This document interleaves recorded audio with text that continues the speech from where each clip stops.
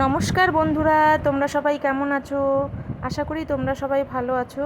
আমার চ্যানেলে তোমাদের সবাইকে স্বাগত জানাই। আজকে আমি তোমাদের সঙ্গে শেয়ার করব কাঁচা কলার ডিম রোস্ট। প্রথমে আমি কাঁচা কলা কেটে নিলাম, এরপরে আমি প্রেসার কুকারে সেদ্ধ করে নিলাম, তারপরে এবার আমি ছুলে নেব। তারপরে আমি নিয়ে নেব পেঁয়াজ কুচি আর কাজু বাদাম বাটা, আদা জিরে লঙ্কা ধনে বাটা আর টমেটো কুচি। তারপরে আমি দুটো ডিম দেখো ফাটিয়ে নিলাম। এরপর আমি পেঁয়াজ কুচি দিয়ে দেবো, লঙ্কা কুচি আর দিয়ে দেবো 2 চামচ বেসন। 2 চামচ বেসন দেওয়ার পরে আমি পরিমাণ মতো লবণ দিয়ে দেবো আর পরিমাণ মতো হলুদ দিয়ে এবার আমি কিছুক্ষণ ফেটিয়ে নেব। ফেটিয়ে নেওয়ার পর আমি কিছুক্ষণ রেখে এবার আমি কাঁচা কলাগুলোকে ভেজে নেব। দেখো আমি এইভাবে তেলে ছাড়বো।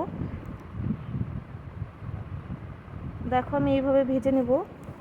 তোমরা একবার এইভাবে রান্না করে দেখো, খুব ভালো লাগে খেতে। তারপরে আমি সেই তেলেই দিয়ে দেব জিরে, শুকনো লঙ্কা, তেজপাতা, এলাচ আর দিয়ে দেবো পেঁয়াজ কুচি। একটু নেড়ে চেড়ে আমি দিয়ে দেবো পরিমাণ মতো লবণ আর পরিমাণ মতো হলুদ দিয়ে এবার আমি কিছুক্ষণ ভেজে এবার আমি দিয়ে দেবো টমেটো কুচি। দেখো আমি পেঁয়াজটা একটু লাল করে ভেজে এবার আমি টমেটো কুচি দিয়ে দিলাম। দিয়ে এবার আমি টমেটোটাকে একটু ভেজে নেব। তারপরে দিয়ে দিলাম আদা জিরে লঙ্কা ধনে বাটা দিয়ে এবার আমি কিছুক্ষণ কষে নেব। দেখো তেল বেরিয়ে গেছে।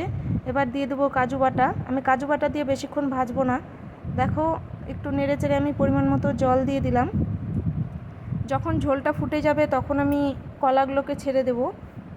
ছেড়ে দেওয়ার পরে একটু ঝোলটা আমি ফুটিয়ে কমিয়ে নেব। দেখো আমি কিছুক্ষণ ফোটাবো। ফোটানোর পরে আমি দিয়ে দেবো ধনে পাতা। আমি উপর দিয়ে ধনে পাতা দিয়ে দিলাম। তোমরা এইভাবে একবার খেয়ে দেখো। আমার খুব অনুরোধ রইল তোমাদের কাছে, যদি ভালো লেগে থাকে অবশ্যই লাইক করবে, কমেন্ট করবে।